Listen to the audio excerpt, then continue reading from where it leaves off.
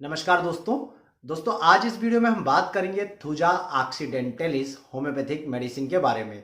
तो thuja homeopathy में king of anti psychotic कहलाती है। इसका मतलब ये है कि जैसे आयुर्वेदिक में ऐसा माना जाता है कि 3 प्रकार के दोष मानव शरीर में किसी भी प्रकार की बीमारी को पैदा करने में जिम्मेदार होते हैं, बात, पित्त और कफ। बात, पित्त और कफ के कम या ज्यादा होने से किसी न किसी प्रकार की बीमारियां पैदा होती हैं। ठीक उसी प्रकार से होम्योपैथी ये मानती है कि शरीर में सोरा, सिफिलिस और साइकोसिस 3 प्रकार के मियाज्म होते हैं। इन मियाज्म में किसी भी प्रकार की विकृति आने के कारण शरीर में बीमारियां उत्पन्न होती है। तो इसमें से जो एक मियाज्म है साइकोसिस, या जिसे साइकोटिक नेचर कहा जा सकता है, उससे उत्पन्न बीमारियों को दूर करने के लिए एंटी साइकोटिक मेडिसिन की आवश्यकता होती है। और थुजा सभी एंटी साइकोटिक मेडिसिन की राजा कहलाती है। मतलब साइकोसिस मियाज्म की विकृति को दूर करने के लिए थुजा का बहुत ज्यादा उपयोग किया जाता है।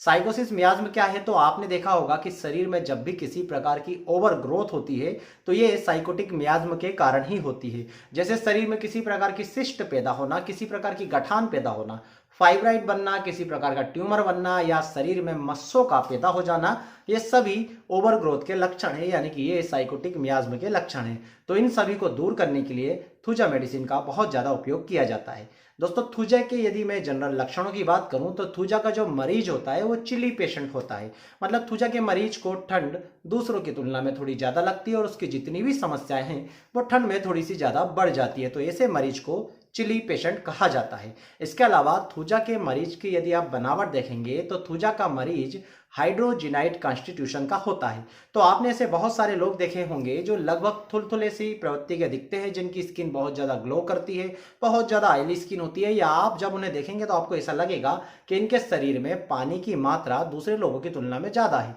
तो ऐसा जो कॉन्स्टिट्यूशन होता है ये हाइड्रोजिनाइट कॉन्स्टिट्यूशन कहलाता है। थुजा का जो मरीज होता है उसकी जितनी भी समस्याएं होती है वो सुबह के 3 बजे और रात के 3 बजे उसमें सब में बढ़ोतरी हो जाती है। मतलब इस टाइम पर थुजा के मरीज की जो कंप्लेंट होंगी उनमें बहुत ज्यादा तीव्रता आ जाएगी। इसके अलावा दोस्तों, थुजा का मरीज जब भी सोता है तो जनरली फेल कर नहीं सोता, क्योंकि जब वो फेल कर सोता है तो उसकी समस्याएं बढ़ जाती है। तो थुजा का मरीज हमेशा अपने पाँव को सिकोड़ कर सोता है। जैसे छोटे बच्चे सोते हैं अपने पाँव को, एक पाँव को दूसरे पाँव के ऊपर रखकर, इसी प्रकार थुजा का मरीज जब सोता है तो उसे बहुत ज्यादा आराम आता है। खासकर थुजा का मरीज जब बाईं करवट पर सोता है तो उसको उसकी सारी बीमारियों में आराम सा महसूस होता है। दोस्तों, थुजा के मरीज को चाय, कॉफी या प्याज खाने से उसकी समस्याएं बढ़ जाती है। तो यदि किसी व्यक्ति जो बहुत अधिक समय से चाय या कॉफी का सेवन कर रहा है और इसके कारण उसके अंदर बहुत सारे दुष्प्रभाव उत्पन्न हो गए हैं, जैसा कि हम देखते हैं कि चाय पीने वाले अधिकांश व्यक्ति लंबे समय तक चाय पीने के बाद कब्ज की बीमारी से परेशान हो जाते हैं। तो ऐसे लोगों को भी यदि थुजा 200 पोटेंसी में हफ्ते में एक बार दिया जाता है तो चाय, कॉफी के जो दुष्प्रभाव उनके शरीर के अंदर बैठ गए हैं वो धीरे धीरे दूर हो जाते हैं। इसके अलावा दोस्तों, थुजा का स्टेरॉइड के मिसयूज करने के कारण जो शरीर में विकृति उत्पन्न होती है उसमें भी थुजा का बहुत ज्यादा इस्तेमाल किया जाता है। यदि कोई व्यक्ति ने बहुत लंबे समय से स्टेरॉइड का यूज करते आ रहा हो और स्टेरॉइड जैसे ही बंद करता हो वैसे ही उसकी दमा की शिकायत वापस आ जाती हो या दमा उसका बढ़ जाता हो, तो ऐसे मरीजों को भी थुजा देने से उसके दमा की शिकायत में या स्टेरॉइड से उससे छुटकारा मिलने में आसानी होती है। दोस्तों, थुजा दवा किसी भी प्रकार के वैक्सीनेशन के बाद जो समस्या उत्पन्न होती है उसे दूर करने में थुजा की बराबरी कोई भी दवा नहीं कर सकती। खासकर यदि किसी व्यक्ति ने चेचक का टीका लगवाया है और चेचक के टीके लगवाने के बाद यदि उसके शरीर में कोई विकृति उत्पन्न हो गई हो तो थुजा ऐसी सभी विकृति को पूरी तरह से ठीक कर देती है। इसके अलावा दोस्तों, गोनोरिया के केसेस जब होते हैं, गोनोरिया में क्या होता है कि महिला और पुरुषों में मूत्र मार्ग में संक्रमण हो जाता है और वहां से पस सा निकलता रहता है। तो इस प्रकार के केसेस जब एलोपैथिक डॉक्टर्स के पास जाते हैं तो एलोपैथिक डॉक्टर्स बहुत ज्यादा हेवी एंटीबायोटिक का यूज कर इस कंडीशन को दबा देते हैं। व्यक्ति को लगता है कि हमारा गोनोरिया ठीक हो गया, गोनोरिया जिसे हिंदी में सुजाक कहते हैं, परंतु ये गोनोरिया ठीक नहीं होता, उल्टा दब जाता है और शरीर के अंदर पहुंचकर जो बहुत ज्यादा वाइटल ऑर्गन्स होते हैं, जो और ज्यादा इंपॉर्टेंट आपके शरीर में ऑर्गन्स हैं, उनको अपनी चपेट में ले लेते हैं। तो ऐसे व्यक्ति अधिकतर आप देखना जिनको गोनोरिया की शिकायत थी उनका गोनोरिया ठीक होकर दमे में बदल जाता है। तो ऐसे लोगों को यदि आप थुजा देते हैं तो ऐसे लोगों की जो भी कंप्लेंट गोनोरिया के ठीक होने के बाद पैदा हुई है वो सभी ठीक हो जाती है। तो दोस्तों, आप इस बात का विशेष ध्यान रखें कि यदि किसी व्यक्ति ने वैक्सीनेशन लिया है, किसी प्रकार का टीका लगाया और उसके बाद उसको किसी भी प्रकार की विकृति उत्पन्न हुई है, या यदि किसी व्यक्ति का गोनोरिया ठीक होने के बाद उसमें किसी भी प्रकार की विकृति उत्पन्न हुई है, ऐसे लोगों को यदि आप थुजा देते हैं तो उनकी सारी विकृति पूरी तरह से ठीक हो जाती है। इसके अलावा दोस्तों कई सारे लोगों में सुबह उठने के बाद तो फ्रेशनेस रहती है, किंतु जैसे ही वो लोग नाश्ता करते हैं उनके अंदर बेचैनी बढ़ जाती है। तो ऐसे मरीजों को भी यदि थूजा देते हैं तो उनकी यह समस्या पूरी तरह से ठीक हो जाती है। दोस्तों थूजा जो है स्किन पर यदि लाल कलर के दाने निकल रहा हो, खासकर उन जगहों पे जो भाग कवर्ड है, मतलब जैसे आपने शर्ट पहना है, शर्ट के अंदर आपको लाल लाल कलर के दाने निकल रहे हैं जहां जहां शर्ट कवर है, और जो भाग खुली है वहां पर आपको कोई दाने नहीं निकल रहा है, तो ऐसे केसेस में भी थुजा का यूज़ किया जाता है और बहुत अच्छे परिणाम मिलते हैं। इसके अलावा दोस्तों पसीने आने की बीमारी में भी बहुत ज़्यादा कई लोगों को पसीना निकलता है, तो ऐसे लोगों की बीमारियों को भी थुजा दूर करने का काम करती है। किंतु इसमें एक विशेषता यह रहती है कि शरीर का जो भाग खुला होता है केवल वहीं से पसीना ज़्यादा निकलता है। जैसे आपको अभी ये गला खुला दिखेगा तो गले से पसीना निकलेगा, चेहरे से पसीना निकलेगा, सामने कपाल से पसीना निकलेगा, किंतु जो भाग ढका हुआ है, कवर्ड है, वहां से पसीना नहीं निकलेगा। जनरली होना ये चाहिए कि जो भाग कवर्ड है जैसे शर्ट है तो इसके अंदर पसीना ज़्यादा निकलना चाहिए, किंतु जो भाग खुला है केवल वहीं से पसीना निकले। तो ऐसे मरीजों को थुजा देने से ये जो प्रवृत्ति है वो धीरे धीरे दूर हो जाती है। दोस्तों थुजा को दांतों की सड़न में भी इस्तेमाल किया जाता है। तो इसकी ये विशेषता होती है कि जो दांत होते हैं वो जड़ से सड़ते हैं, किंतु दांत का जो ऊपरी सिरा होता है वो बिल्कुल स्वस्थ रहता है। तो यदि किसी मरीज में इस प्रकार के सिम्टम मिल रहा है तो थूजा देने से मरीज पूरी तरह से ठीक हो जाता है। कान से निकलने वाले मवाद में जिसमें बहुत ज़्यादा गंध आती हो वहाँ भी थूजा का इस्तेमाल किया जाता है। इसके अलावा दोस्तों कई सारे लोगों में समस्या होती है कि जब सुबह सोकर उठते हैं तो उनकी आंखों से कीचड़ सा निकलता रहता है, तो ये प्रवृत्ति भी थूजा देने से धीरे धीरे दूर हो जाती है। दोस्तों थूजा के मरीज की दिमागी अवस्था भी विचित्र प्रकार की होती है। थूजा के मरीज को लगातार कुछ फिक्स्ड आइडियाज होते हैं, मतलब उसके मन में ये बातें बार बार चलती रहती है। जैसे थूजा के मरीज को ऐसा लगता है कि उसका पूरा शरीर लकड़ी या कांच का बना हुआ है और किसी भी चीज के टकराते ही टूट जाएगा।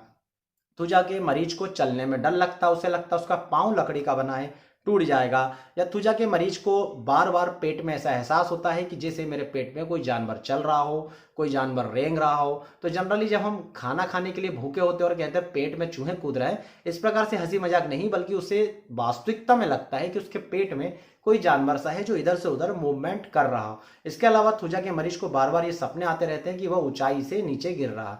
थूजा के मरीज बार बार ये सोचता है कि उसका शरीर और उसकी आत्मा दोनों अलग अलग हो रहे हैं, वो किसी तांत्रिक के बस में है, वो तांत्रिक उससे जैसा करवा रहा है वो वैसा कर रहा है, या किसी पारलौकिक शक्ति के कंट्रोल में उसका शरीर आ गया है। तो इस प्रकार के विचार बार बार थूजा के मरीज को परेशान करते रहते हैं। दोस्तों कई लोगों की जीभ में आप देखेंगे तो जीभ में एक दाना सा या एक गठान सी उड़ जाती है, जिसे मेडिकल की भाषा में रेन्यूला कहते हैं।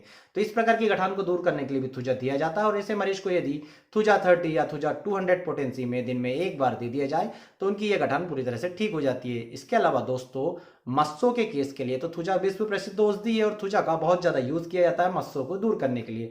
खासकर यदि नाक के क्षेत्र के पास मस्से हो और मस्सों की जो प्रवृत्ति हो, वो जैसे आपने गोभी का फूल देखा होगा तो गोभी का फूल कटा हुआ दिखता है, जगह जगह से कटा फटा, इस प्रकार से यदि मस्से दिखते हो बिल्कुल गोभी के फूल के जैसे, तो वहां पर थूजा बिल्कुल बहुत शानदार असर करती है और इस प्रकार की मस्सों को पूरी तरह से ठीक कर देती है।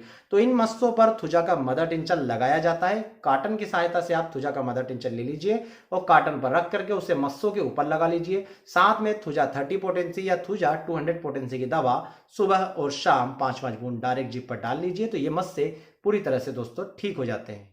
इसके अलावा दोस्तों नाखूनों के टूटने में कई सारी महिलाएं या पुरुष भी ऐसे रहते हैं जिनमें किसी आवश्यक पौष्टिक तत्व की कमी के कारण नाखून टूटने लगते हैं। तो नाखून पतले होने लगे, जगह जगह से टूटने फूटने लगे, तो वहां भी थूजा का उपयोग किया जाता है।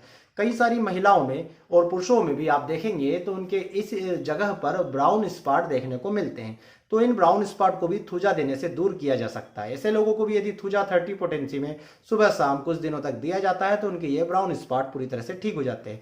दोस्तों थूजा को महिलाओं की बीमारियों में भी बहुत ज़्यादा यूज़ किया जाता है। तो यदि महिला किसी भी प्रकार की बीमारी से परेशान है, जैसे गठिया से या रूमेटिज्म से, गाउट से, या किसी अन्य बीमारी से परेशान है, और ये बीमारी के जो लक्षण है ये मेंसेस आने के टाइम, मेंसेस के पीरियड के दौरान बढ़ जाते हैं, तो ऐसी महिलाओं को थूजा देने से ये प्रवृत्ति जो है उनकी दूर हो जाती है। इसके अलावा दोस्तों महिलाओं को जो लेफ्ट ओवरी का पेन होता है वो भी थूजा देने से काफी हद तक ठीक हो जाता है।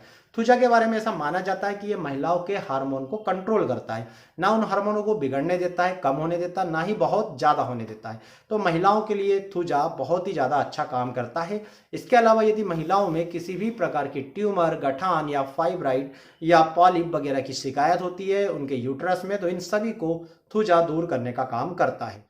दोस्तों कई सारे पुरुषों में ये समस्या होती है कि जैसे ही वो बाथरूम या लेटरिन जाते हैं उस टाइम उनको इरेक्शन हो जाता है। तो इस प्रकार की शिकायत को दूर करने के लिए भी थूजा दी जाती है और बहुत ही अच्छे परिणाम मिलते हैं। कई सारे लोगों में नाइटफॉल की शिकायत होती है, तो ये समस्या दूर करने के लिए भी थूजा का बहुत ज़्यादा यूज़ किया जाता है। दोस्तों कई सारे लोगों की दिमागी स्थिति ऐसी होती है कि जब भी वो किसी भी प्रकार का संगीत सुनते हैं उन्हें रोना आ जाता है। तो इस प्रकार के लोगों की प्रवृत्ति को दूर करने के लिए या बीमारियों को दूर करने के लिए भी थूजा का उपयोग किया जाता है और दोस्तों बहुत ही अच्छे परिणाम मिलते हैं। दोस्तों थूजा का जो मरीज होता है उसे मीठा पसंद बिल्कुल भी नहीं होता है। तो यदि किसी बीमारी में आपको ये सिम्टम मिलता है तो आप थूजा के बारे में थोड़ा सा सोच सकते हैं। इसके अलावा दोस्तों थूजा को पाइल्स की बीमारी में भी यूज किया जाता है। तो यदि किसी भी प्रकार का मरीज ऐसा मिले जिसके एनस से कुछ ना कुछ मॉइस्ट सा निकलता रहे, कुछ नमी बनी रहे, कुछ तरल द्रव्य बाहर निकलता रहे, साथ ही उसे पाइल्स और फिशर की शिकायत हो, तो ऐसे व्यक्ति को भी यदि थूजा 30 पोटेंसी में सुबह दोपहर शाम दिन में 3 बार कुछ दिनों तक दिया जाता है तो उसकी पाइल्स और फिशर्स ये दोनों समस्या ही पूरी तरह से ठीक हो जाती है।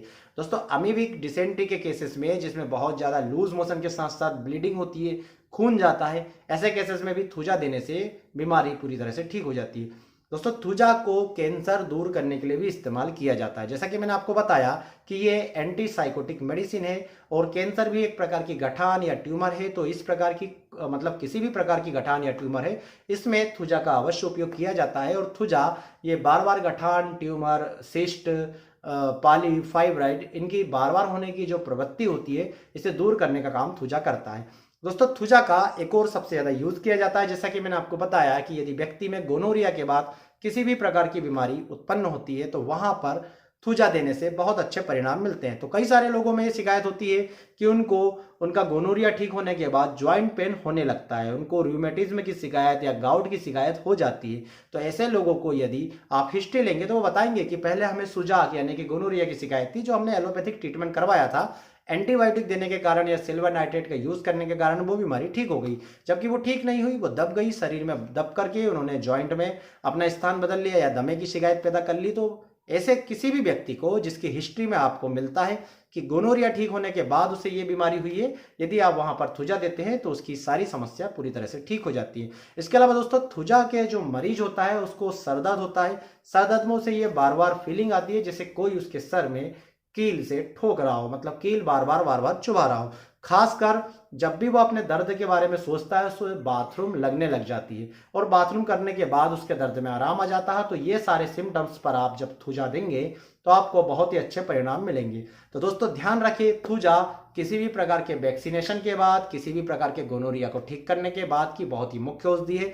शरीर में किसी भी प्रकार की ओवर ग्रोथ हो रही हो, चाहे सिस्ट हो, ट्यूमर हो, पॉलिप हो, चाहे किसी भी प्रकार की हड्डी बढ़ रही हो या कैंसर ही क्यों ना हो, वहां पर यदि आप थूजा देंगे तो आपको बहुत ही अच्छे परिणाम मिलेंगे।